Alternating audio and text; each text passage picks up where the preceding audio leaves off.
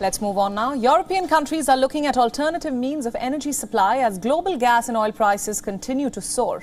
And with the winter nearing, France has decided to go the archaic way. It is the latest country looking at reopening coal-fired power stations.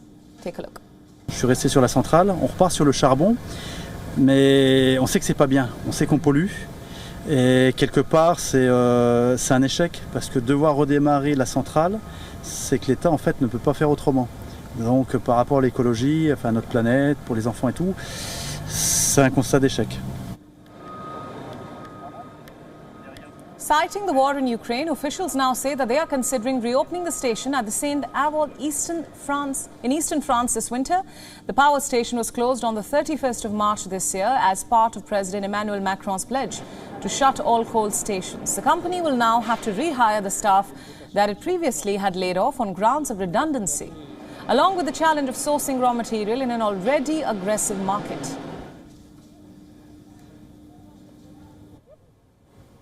Et donc pour ça, il nous fallait 500 à 600 000 tonnes de charbon, les commander, les faire arriver par le port jusqu'à la centrale. C'est 4 à 5 mois de délai d'approvisionnement. Sur le site, on a déjà 210 000 tonnes de charbon qui ont été approvisionnées. Le reste est en cours d'acheminement et donc on aura assez de charbon pour pouvoir faire cette saison de production dans un contexte où les prix explosent, où la logistique est de plus en plus compliquée et donc c'est un vrai défi. Et c'est un peu la guerre des barges et la guerre du charbon pour réussir à s'approvisionner en quantité l'hiver prochain. A point to be noted here is that France was never too dependent on coal plants. Until early this year, it had just one such plant operating in the western part of the country. Most of France's electricity production comes from nuclear power.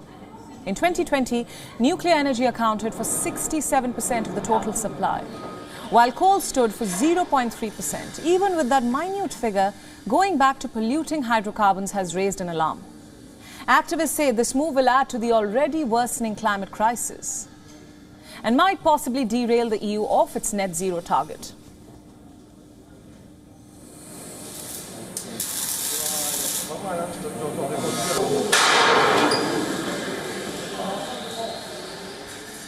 WION World is now available in your country. Download the app now and get all the news updates on the move.